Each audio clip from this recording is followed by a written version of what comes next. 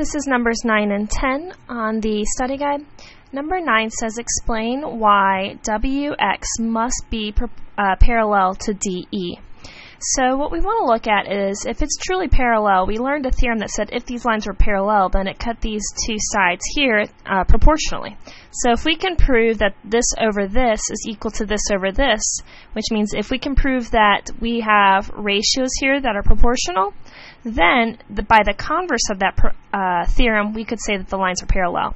So what we're going to do is we're going to take that 1.5 over 2.5, and we're going to see, does that actually equal the 2.1 over 3.5?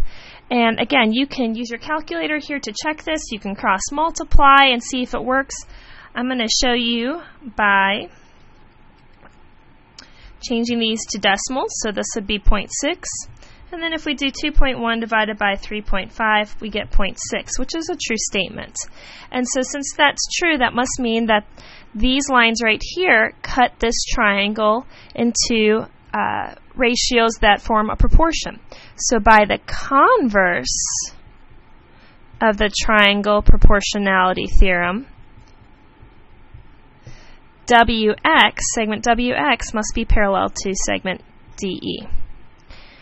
Number 10, what we've got here is a triangle and this angle bisector. It's a bisector because it actually bisects this into two congruent parts. So we learned a theorem that said if we took the two segments across from the angles that are bisected, so that's 7x over the 5x plus 2, I believe that is, and we set those equal to the other sides of the triangle. Now notice with the 7x goes the 144, so that goes on top. And then with the 5x plus 2 goes this 108. That's going to go on the bottom. And now we're going to cross multiply. So we'll do 108 times 7x, which gives us 756x. It equals 144 times this 5x plus 2. Again, remember to put it in parentheses. So I really have 756x is equal to 144 times 5 is going to be 720x.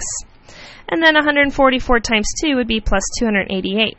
So I'm going to subtract 720 from both sides, so 756 minus 720.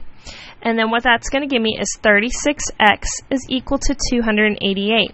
Now if I take 288 divided by 36 on both sides, I get that x is equal to 8, but I'm not done. This question says to find SQ. So if you'll notice here, SQ is made up of SR plus RQ, which means I need to know what 7 times that x is plus what 5 times that x plus 2 is equal to. So I can put that in my calculator. 7 times 8 plus 5 times 8 plus 2, and that's going to give me a total of 98 units for SQ.